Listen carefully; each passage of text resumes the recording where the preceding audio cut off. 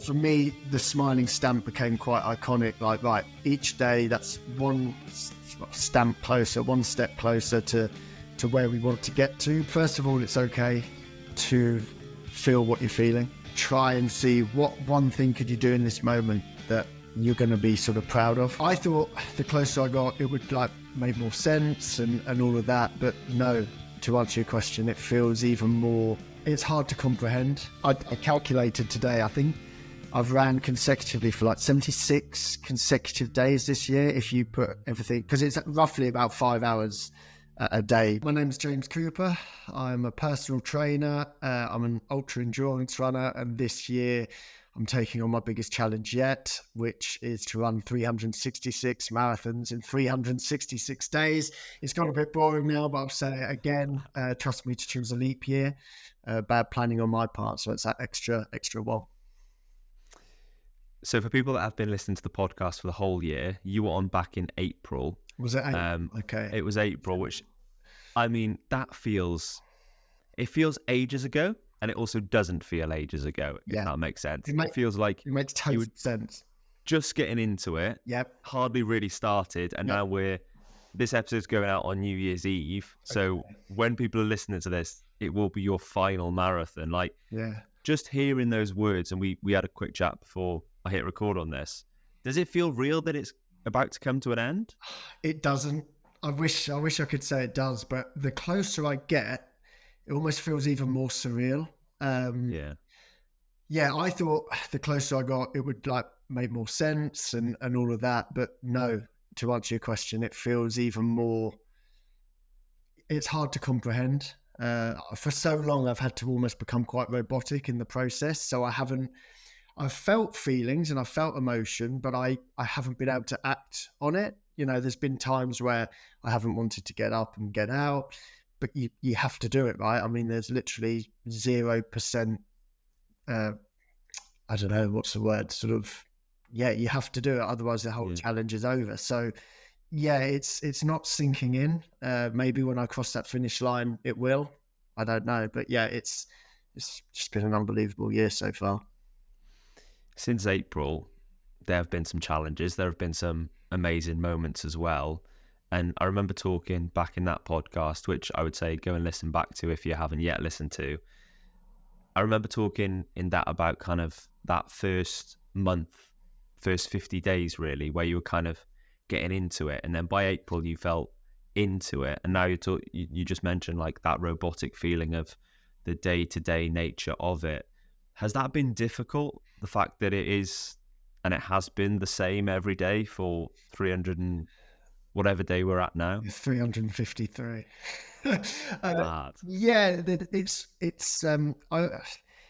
There's been like highs and lows, but it's not been like you sort of have a high and a low, but it's constantly repeating itself. It's almost in cycles. So coming off the back of our chat in April, I think, other than January when I had a really difficult time with like niggles and things, May was probably the hardest month mentally. And I think a lot of that is down to, it's this notion of expectation, which is quite a dangerous thing. We navigated most of winter. We were sort of starting to look at sort of spring and then navigating slowly into the summer months. But I don't know if you remember, but May for us in the southeast, it was a pretty dire month in terms of weather.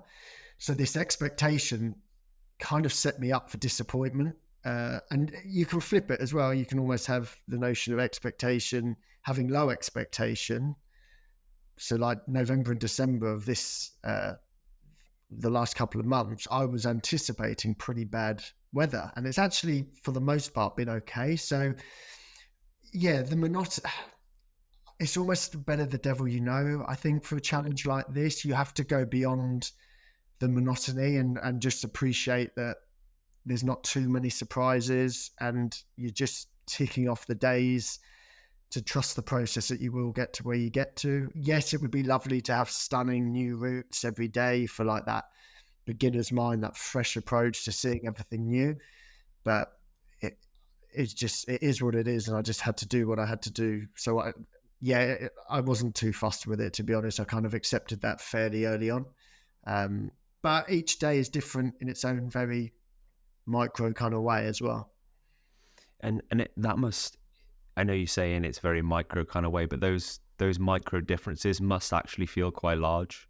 Yeah, for Do you know sure. what I mean? Yeah, absolutely. And that could be an interaction. I tend to run similar times each day. Weekends, I might allow myself a little bit of a later start. But the beauty of that is then you'll see different people on their walks. The sunlight, obviously different at different times of year. The nature is a little bit different. So you have to be intentional with sometimes like spotting things. But yeah, every sort of moment, it makes a massive difference when you can kind of zoom in on the small things that actually make quite a significant difference to your experience day to day. I spoke to Sean Conway a couple of months ago on the podcast. I was talking about his Ironman challenge, and a question that I asked him was, did he see it as like a daily thing, or did he see it as one thing? And I feel like that's quite a good thing to ask you as well. Like, do you see this as a daily challenge, or do you see this as a one big challenge? Yeah, for me personally, I had to sit on a daily. I know Sean, I don't know him personally, but I've watched some of his interviews and things, and he's quite outcome driven, or at least, he's very much, this is the goal, this is what we're going for, like less interest on the process. I mean, again, I'm not quoting him, but that's kind of what I got from chats that I've seen him, was I'm kind of very much process driven, like just taking care of each day.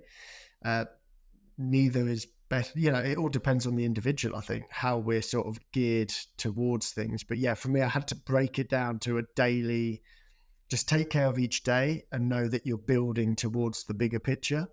But if I just thought, for me, it's small wins. So for me, as you can see behind me, I have and a kangaroo, which we reached Australia not so long ago. But yeah, so for me, the smiling stamp became quite iconic. Like, right, each day, that's one stamp closer, one step closer to where we want to get to. But yeah, I kind of place most of my emphasis on the day to day as opposed to the one big aspect of the 366. Whilst I've been like watching you and thinking about that last moment, because I've thought about you crossing the line, and what that is going to feel like to you, and the journey and the charity and kind of this whole year that you've put together. And I kept thinking, is it going to be that moment that like it all kind of comes out, kind of like this last 366 days, or is it going to be that moment where you put that final stamp on the calendar? Because I feel like that's kind of become synonymous with the challenge, particularly if you've been following it, that watching you put that stamp on the calendar. And I feel like that moment is going to be the moment that it probably hits you like, oh my God, this is done. Yeah, for sure. It's funny. I started this challenge with about 6 people seeing me off at the same location that we're going to finish it. Over the course of the year, we've built a really lovely community of like-minded people that meet on the last Sunday of each month, and we do a community run. The last one, we had over 100 people. So I think, to answer your question, it's going to be both. It's going to be that crossing that finish line, all being well, to a lot of people there. I think I have thought about that a lot, but then I've also thought, coming back to the flat that last time and just putting that final stat, I think I'm just going to be a wreck. I'm going to be an emotional wreck at both moments. I think anyone that's done anything where they've pushed themselves, obviously in the world of endurance that we all love, like, you are overcome with emotion when you've done something that you wondered whether you thought was possible. So I think there'll be that initial crossing the finish line, all my loved ones there, all the friends that I've made along the way. But then it will be that stamp, which will just be that almost closing of the book. I sort of get goosebumps thinking about both moments. So it will be, both will be pretty special for me, for sure. It's been very cool as well, like you say, kind of seeing that first marathon getting seen off by a few people, and now seeing not only the following on social, but some of the press it's picking up, and I'm sure by the end, on day 366, I'm sure lots of people are going to be talking about it, are going to be posting about it. There's going to be articles and hopefully lots of press around it for an amazing cause, which we'll get into in a sec. I know, like, back when we first spoke, we were talking about, the hopefulness of kind of people picking it up and talking about it a bit more. Yeah. That must have felt quite nice that there has been that outpouring of love and support. Yeah, it's meant a lot. I think at one point in time, I just had to let go of the desire for exposure. I think I had to just trust the process. I had to take care of what I was taking care of and just let go of what I couldn't really control.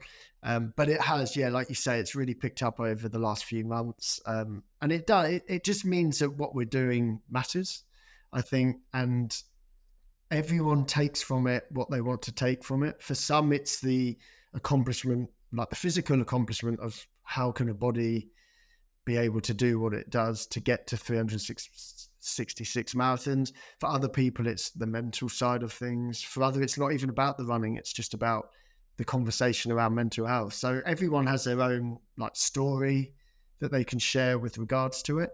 But yeah, there's a lot in the pipeline with the media stuff, and I think that's just fantastic. I mean, it needs to go as far and wide as possible for obviously the fundraising aspect, for my initiative Smiling to sort of reach more people.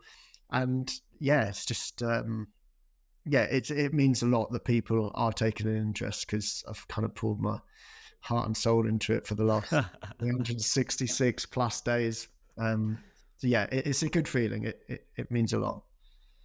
We definitely won't cover all of the pre-challenge stuff in this episode, but if you are interested, go back and listen to the April episode. But what I did definitely want to recover was the reason why you're doing this. So for somebody that hasn't gone back and listened to that April episode, just reiterate the reason why you're doing this, and the fundraising aspect of it as well. Yeah, so it's kind of in two stages, really. I had a very difficult time mentally back in sort of 2014, 2015. I had a depressive period in my life that, it kind of rocked me to my core and left me feeling quite vulnerable, lonely, and just with that feeling of a lack of hope. So that's what got me started on my endurance journey. I started getting outside and moving a little bit more, walking, running, all things like that. So then, from 2015, I've sort of done a challenge each year to raise money for mental health. It was originally the Mind, the mental health charity. Then in 2017, towards the end of 2017, sadly, we lost my uncle to suicide. So that kind of changed my fundraising efforts from Mind more to the Samaritans, just because Samaritans' vision and mission is to see fewer people die by suicide. And I know that if someone is at that point of their life where, they are contemplating suicide, I want to raise awareness. I want to raise funds so that the Samaritans can carry out their telephone service, which is free of charge in the UK and Ireland. So I changed my emphasis over more to Samaritans, and I've continued every year to do sort of fundraising challenge, raising awareness, raising funds. And this one, the 366, has kind of just been a culmination of everything I've previously done to hopefully make as much impact as possible, both through conversation, through fundraising, through awareness, any means possible, just to hopefully give my uncle's death a bit more meaning, because otherwise it's just a kind of it's a bit of a waste to have lost someone, and the pain that we all feel. The death of someone doesn't end the pain there. It might end their pain, but it kind of continues with those that are left behind. So for me, it's just finding meaning in the sadness and suffering that we've all felt, really. Do you think about him in the difficult moments? Yeah, for sure. And I'll be lying if I said all the time. Some days I don't. But when it's the difficult times, it's bringing him to mind, bringing other people that I know that have died. There's been many people this year. I've had some good exposure on Radio 2 with Ramesh. And after that, we had about £6,000 of donations in one afternoon, and it really sort of touched me, all the comments that were left with the donations of all these people that have also experienced the pain of losing someone they love to suicide. So yeah, it on the difficult times I bring it to mind, and I realize, and I always say this is like voluntary adversity. I'm choosing to do this difficulty. There's no denying it's challenging, but I choose to do it. Like, there's so many people in this world that are suffering and they don't choose to, they don't wish to. So I never forget what a privileged position I am to be able to take this challenge on. So yeah, when it is difficult, I realize that, let's be real here. It's nothing compared to what so many people are going through right now. But I think what is amazing is that you're connecting people with those experiences, which in turn, shows that in those moments where they are inherently lonely, right? Whether you're suffering for something individually or something's affected you in your family, those moments are really lonely. But there are all these people have been through a similar thing. And I think doing something like you're doing and being kind of the nucleus, the connectivity nucleus, if you will, that must feel, like you say the word privilege, and that must genuinely feel like quite a privileged position to be in, to be like, I'm not only raising funds, but also raising a significant amount of awareness. Yeah, I feel incredibly proud. Like, I was asked recently on an interview, like, what my overriding emotion is, and it's pride, both in my capacity to be able to take on this challenge, but as you say, it's more having the conversation with people, having people join me for a run. And the beautiful thing with running is it's kind of informal. You're side by side, but you're not face to face, eyes together. It's sort of a safe place where you can chat, and naturally, for whatever reason, you almost just open up more. It's almost like a peeling of the layers of the onion, so to speak. And some of the conversations I've had have been beautiful. Even today, a gentleman joined me, and we were speaking about, the stresses of Christmas and the anxieties that we can feel around this time of year. So yeah, it is the greatest feeling to. Obviously, the fundraising is beautiful. It's fantastic. It's going to help so many people. But moment to moment, it's so nice to have that direct response from people that it's helping through just conversation and knowing that, yeah, we are together. We are social beings, and we need to just be there for one another. And whatever that looks like, whether it's a smile, whether it's a conversation, just to know that, there are safe places that we can sort of reside, and yeah, it's very special. There's a link in the description of this episode. It is New Year's Eve today as this goes out. James will have finished. Happy New Year, everybody. James will have finished, so make sure you go and support everything on social, but also, if you can, support the donation link as well. As I say, that is in the description of this podcast episode. And I know James would really appreciate it. And it's been an amazing journey from him, not only for the financial side of things for these amazing charities, but also as we've already touched on, raising the awareness and making those connections as well. So yeah, if you can donate, please do. Mate, there's been some amazing highlights in this for you as well. None more so that I would imagine than nipping over to Chamonix just casually to do a few marathons out there. Talk about that experience, because I remember seeing, I think it was marathon 240. I have written it down here. I'm not putting okay. 240, 243. Yeah, reminded him. 243, 244, and 245. Yeah, the ones out in there, I believe. Yes. But it was quite funny because the one before and the one after was like the bleak UK, just kind of where you run day-to-day basis, and the one sandwich between was just like insane vistas, massive mountains. It must have felt quite like jarring almost. Yeah, well, so I must shout out Pro Direct Running. They've supported me throughout the year, and Hoka. I wear Hoka shoes, and I've worn them for many, many years, and it's just been nice that we talk about authentic all the time these days, but it's been nice that I could just wear the shoes and the brand that I fully believe in anyway. It was open to sort of come and support. So yeah, those guys sent me an email and said, there's this opportunity to come out. My heart was instantly like, oh my God, this is incredible. Yes, yes, yes. And then my head was like, logistics. Like I said before, it's almost better the devil you know. I was like, well, I know Chamonix is at altitude. I know that there's not that many places there that are flat. So I was just doing a lot of research, and fortunately my fiance was able to come with me.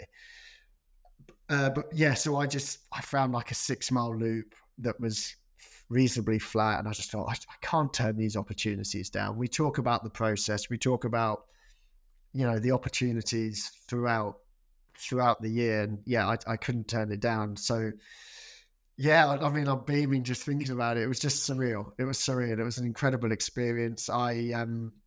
There was a couple of times where I was just looking up at like Mont Blanc. I just teared up. Like, it was one of those overwhelming feelings where tears came out, and I just felt incredibly grateful that I had the opportunity to go there and see it. And it's certainly on my bucket list is Ultra Trail Mont Blanc. That's certainly, planted a seed for that. But yeah, it was just beautiful. It was incredible. The energy was unbelievable because of, the atmosphere of such an iconic weekend.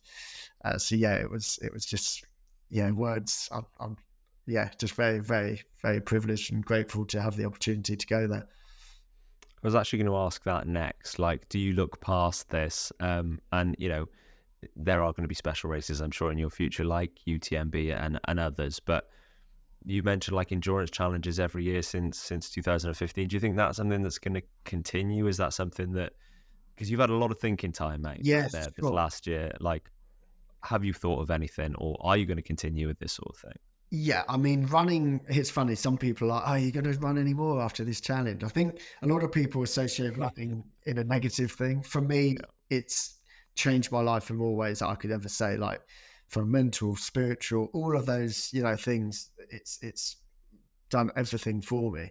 So I'll always, touch wood, be a runner and run.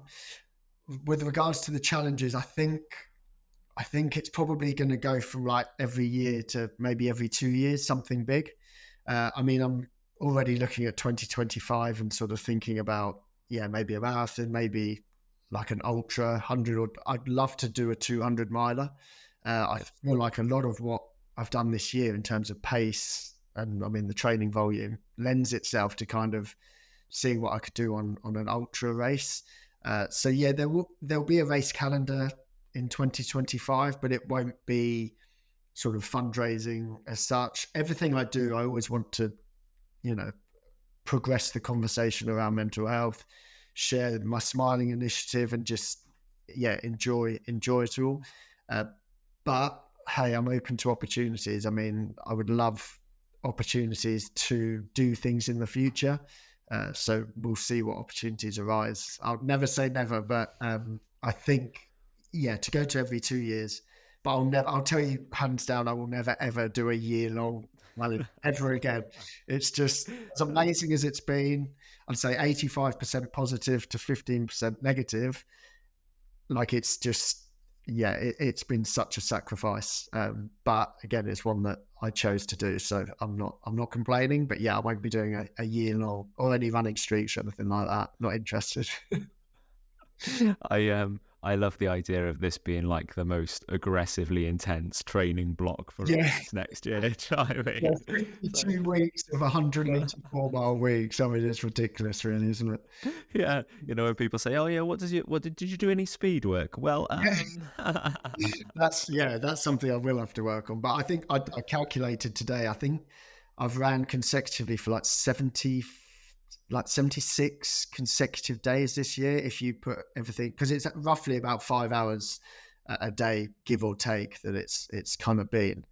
I need to rest, but I also absorb everything and then hopefully be an aerobic monster. That was one thing that I wanted to ask about, was kind of that 5 hours a day, right? Because I know sometimes you are running with people, other times there's a big group of people, and in the majority of the time you're probably solo. So you do have a lot of solitude, and I feel like that is now obviously kind of a habit, right? Because you've built that over the past 366 days. Yeah. Do you think Yeah. that'll be a strange thing to come back from? Like the fact you won't have that 5 hours on your own every day? Yeah, there's going to be a real transitional period, and I'm open to that. I'm not going to resist it, and I'm sure there'll be some low moments. Like for me, it's been such a year of like meaning, like so much meaning, so much purpose, and it's going to be important that I can still retain, the discipline with my life to continue kind of the work that has begun with this challenge. But with regards to the solitude, I mean, I'm very big into like meditation. Okay.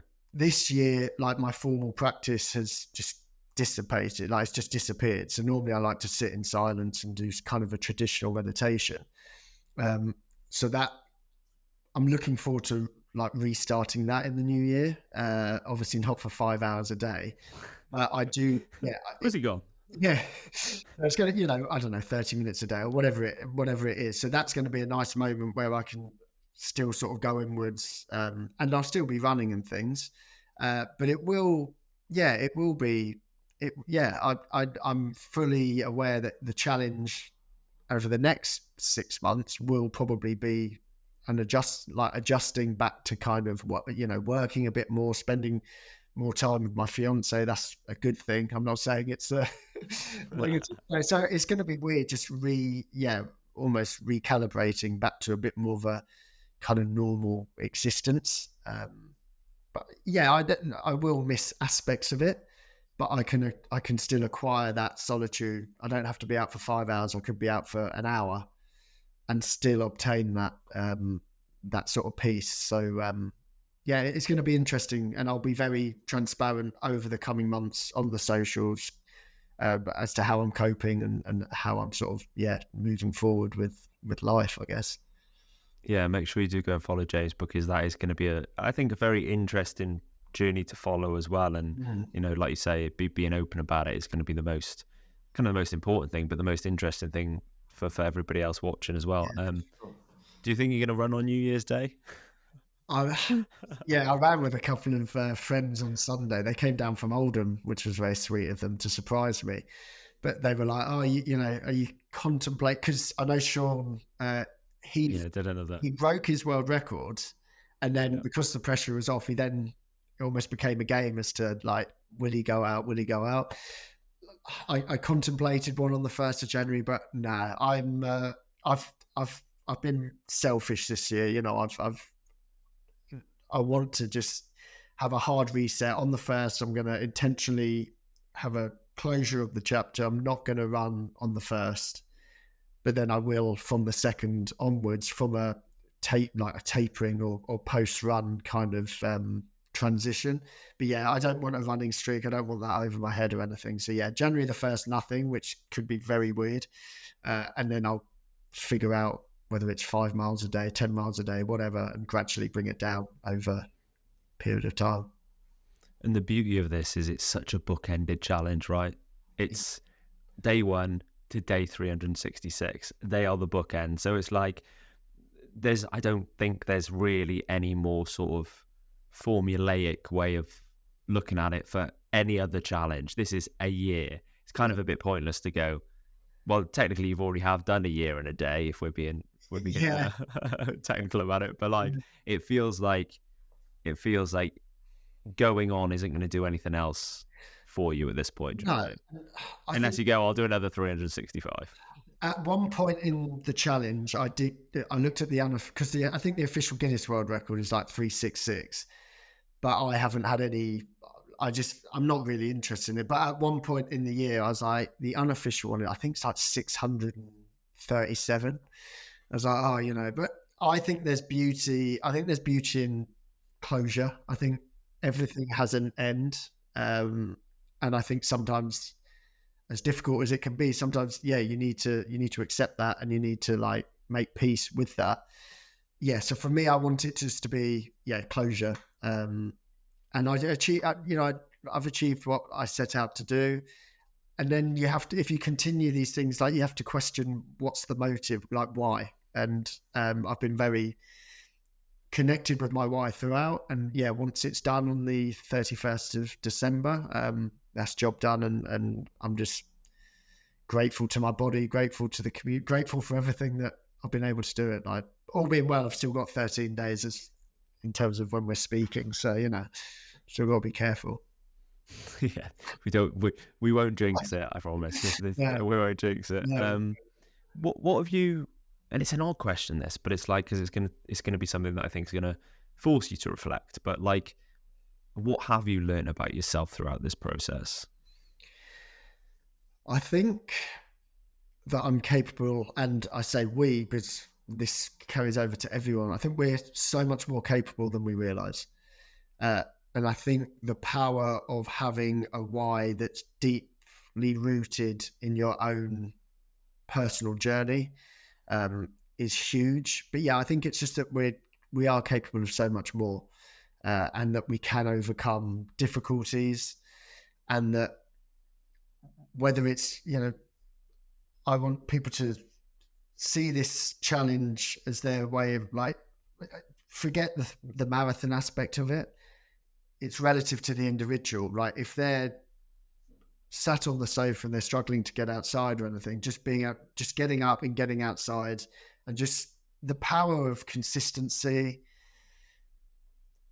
Yeah, all of the less sexy things, really. It's just, yeah. But for me personally, I've learned, that I'm, I think, more capable than I perhaps realize, more resilient. But these have all been built. These have been built through this year. But I think I probably didn't give myself enough credit of who I was before the challenge. But I can certainly feel now that who I've become, I'm going to then take that with me and try and apply it to other areas of my life. Because we can be, superheroes in one aspect of life, but then we can really be struggling in other aspects of life. I can have a very growth mindset and belief in my capabilities as a runner, but then I might have doubts and questions over other aspects of my life. So I want to just use what I've achieved this year to then carry over into other aspects of my life, and kind of be more of an all-rounded person. It's kind of gone away from your question, but no, it's totally what I thought was probably going to be the answer, because I think the amount of lessons you're going to have learned from doing something for 366 days, whatever that is, it just is. In your instance, it's running 366 marathons, which as an athletic endeavour is so impressive. But I think, like you say, it's almost taking the marathons out of it and learning those lessons, like consistency, like turning up for yourself every day, like what putting all this together will kind of lead to, the single pieces of the puzzle creating the big puzzle. And again, as you quite rightly say, like, you can apply that to all aspects of life. And I think probably at this time of the year, that's a lesson that's even more powerful, because people will be going into 2025 with, I want to do this, I want to do that. And being totally honest and frank, a lot of people will give up on those. Yeah. But if you apply some of the lessons that you've learned and you're sharing in that journey throughout 2025, I think that is going to help a lot of people. And I'm sure you're going to apply those lessons yourself as well, getting back into everyday life. Yeah, absolutely. And it's the beauty of just, I keep going back to it, but it's the consistency, and it's breaking things down as well. Like, it's all good having these big monumental goals, but the only way of achieving that is by breaking it down, and just, what do I need to do? What's the one thing I need to do each day to get me closer to it? So it's certainly a kind of a theoretical underpinning that I want to then be able to utilize and use, like I say, to sort of focus on other areas of my life and things. Well, look, mate, I think this is probably a good place to cap it. But I hope you do take a bit of time to realize quite how impressive what you have done is. I know there are a lot of people that are going to be supporting you throughout the last 13 days as we're talking. A lot of people that are going to be toasting you on New Year's Eve. I certainly am going to be, and it's been amazing catching up with you again. And you, I hope, are proud of yourself, because you should be incredibly proud, not only for what you've done athletically, but the awareness you're raising, the money you're raising. It's truly a very special thing to have done. So yeah, congratulations from me, mate. You are going to finish. It is going to be done. And for everyone that's listening, make sure you go and follow. Make sure you go and support James. Donate if you can. One final note from you, mate. If somebody's listening to this and they are in a place where they are struggling, what would you say to them? I'd say, first of all, it's okay to feel what you're feeling. I think, we've all had difficult times. Try and make, again, we've spoken about small wins, like try and see what one thing could you do in this moment that you're going to be sort of proud of. And that could literally be, if you're getting up out of bed, making a cup of tea, whatever that is, whatever just takes you a little bit further away from where you were. I think also chatting with people. We've spoken about the importance of community and the importance of being open. It's not always easy, but yeah, finding someone that you feel that you can confide in, and also know that the Samaritans are there as well. Their telephone number is 116-123, and it doesn't have to be, you don't have to be at crisis point to call them. They're there for anyone. They're there for anyone in their time of need. So just be gentle on yourself. Think what one thing you could do that might just make you feel a little bit more empowered, make you feel like you do have a little bit more control of the situation. And from personal experience, things can and things will get better, and you will look back at it and you will have obtained a lot from it, which will only strengthen your resolve for the future. And yeah, I promise things can get better. And I wish you all well, for the new year. And yeah, let's set some goals and do our best. But even if you don't achieve your goals, it's who you become in the process anyway. Failure isn't fatal, as someone once said. So I just wish everyone all the very best.